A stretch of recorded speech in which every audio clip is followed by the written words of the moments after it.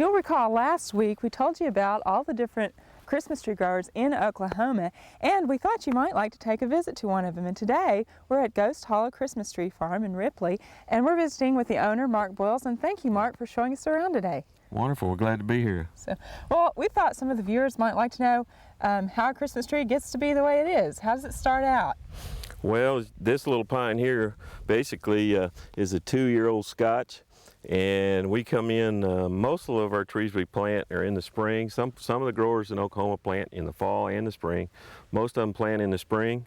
We'll come in and lay them out on a pattern of about 8 foot wide between the rows and about 6 feet between the trees. Is basically about 1,000, 1,200 per acre. And we'll come in and plant them individually, either mechanically with a tree planter, or we can do them by hand with a tree spade. And that first year, basically, we'll put herbicides. We'll band the herbicides down the rows to keep the pretty much weed free and keep erosion down, and we'll mow the middles between the trees. And we'll come in, and a lot of them sometimes are kind of crooked. They kind of grow on their own. We'll stake the ones that need to be staked. A lot of times we have to come in that first year and trim terminals. A lot of them will have 2 terminals when we'll get them. If we don't do a good job culling seedlings that are bad out, we'll get some with 2 terminals. We'll trim those out. And basically that first year, that's what we do. Over the winter time, we'll try to restake the ones that need to be restaked. The second year, we'll stake some more that need to be staked to get a straight trunk, because that's really important to get a good tree fit a good Christmas tree stand. The next thing we'll do in the first 2 years is work what we call the handle. And essentially you need about a 10 to 12 inch handle on a Christmas tree so that you can get it in that stand without having a bunch of limbs all the way to the bottom. And now on this tree right here, where would that be? Well, basically like this one we haven't worked. They'll pop buds along the bottom and send out little limbs, and they don't look very big right now, but when this is a Scotch, it'll take probably 8 or 9 years for it to get big enough for us to sell it as a Christmas tree. And time it's that big, we'll have this thing will be limbs all the way to the ground, and it doesn't make a very valuable Christmas tree. You have to come back in and cut those off, and it scars the edges of the tree and makes it unsatisfactory really for a real A-quality Christmas tree. So we'll trim these off, and even when you do trim them off, we'll end up trimming some more off as we go along. But we'll work these. And then when it's about 3 years old, this one's a 2-year-old tree. We'll get it up about 2 to 3 feet. We'll start shearing them. Now, basically there's 4 major species that's sold in Oklahoma that we grow well as the association with the 40 or so farms that are available to go see this Christmas. We grow Scotch, and there's a lot of different varieties of Scotch. Mm-hmm. We grow Virginia, there's 3 or 4 varieties of those. We grow Austrian. Those are the 3 main ones that we grow, and some whites. The only trouble with the whites are the summer hot winds are very difficult on the whites in Oklahoma, and they've got to be under drip to grow those. Now some growers have all their trees under drip, some growers only have a portion of their trees under drip. For the most part, they grow in eastern Oklahoma, they grow them without drip, and western Oklahoma they go to drip. Okay. But if you're going to grow whites, you need drip. And it takes, Virginia's about 6 years to get up to marketable size, 6 to 8 feet. And most people want a 6, 7 foot tree. That's the most purchased tree. These Scotch take 8 to 12. The whites take about 8 to 9.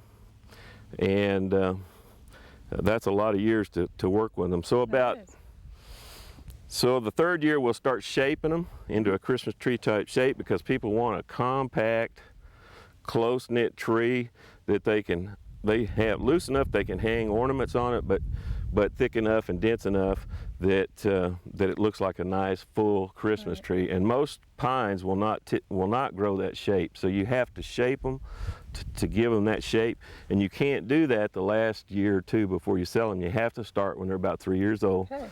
And take off new growth and make them pop new buds. Every time just like this one here, when I cut this off, it popped 5 new buds, I'll let it grow out about 4 or 5 inches. I'll cut it again. It'll pop 5 new. And then when it gets 6 or 8 foot tall, it's nice and full and makes a very desirable Christmas tree. Well, let's go take a look at some of those larger Christmas trees. Okay.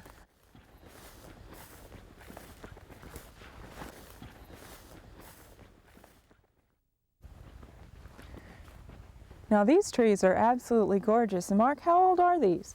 Well, these trees are 13 years old.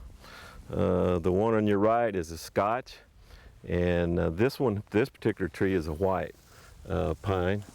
And the one behind us is a Virginia. Give you some idea on the growth.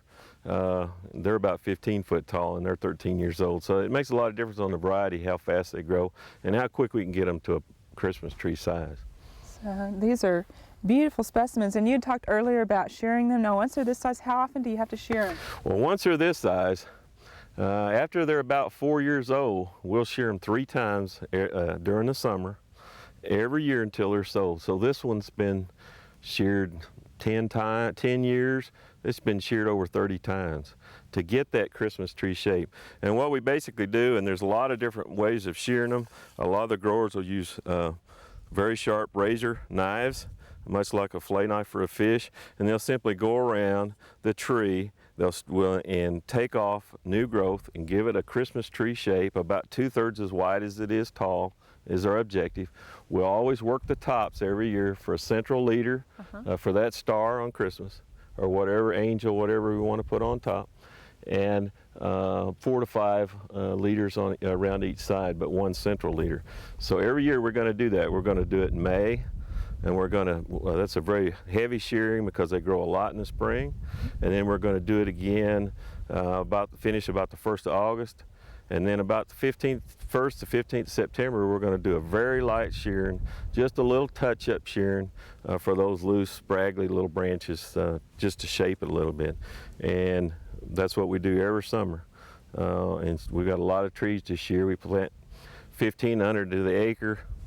If you sell 500 trees a year, you're shearing every age all the way down to 2, not much less the ones that you're selling. So you may be shearing 5,000 trees a year, and it does take a lot of manual labor to do that.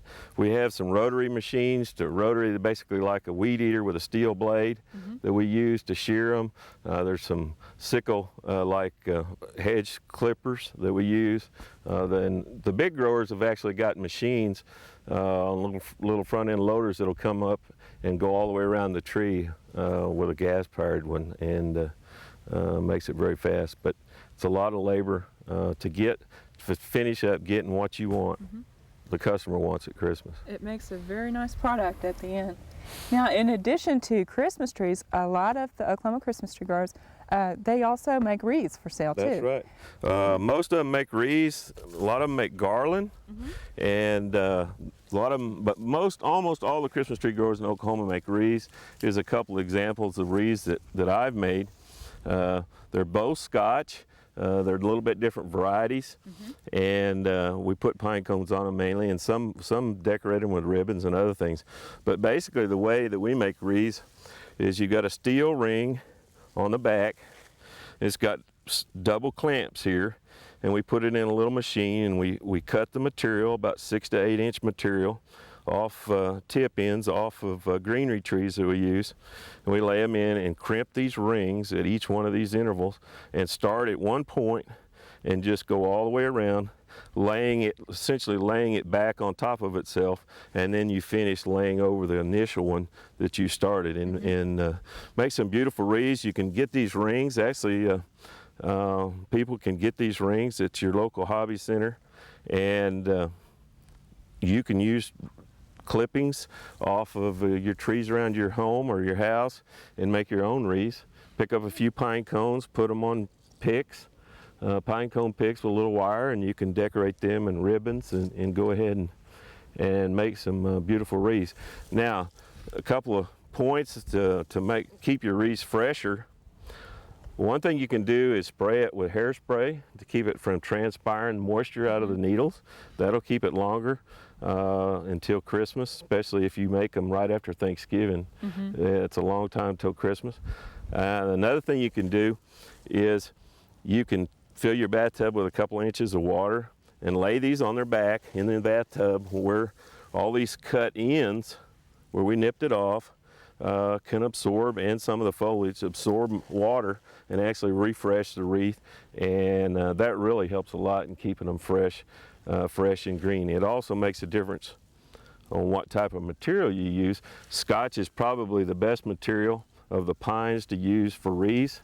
It'll last a lot longer than, say, the Virginia or Austrian or any of your longer needle pines. Basically, the shorter needle pine that you use, the longer your wreath will last. The longer needle pines with the big 6-8 inch needles, they don't last near as long on wreaths as some of the short, nice Scotch material does. Okay. Well, these are some handy tips, and we really appreciate the tour, Mark. Well, we're glad to have you out today. We hope you've enjoyed this classic from the Oklahoma Gardening Vault. Remember, even though these tips and techniques are timeless, there's always something new to learn in the world of gardening. By subscribing to both Oklahoma Gardening and OK Gardening Classics, you'll have access to a wealth of gardening knowledge, both classic and contemporary.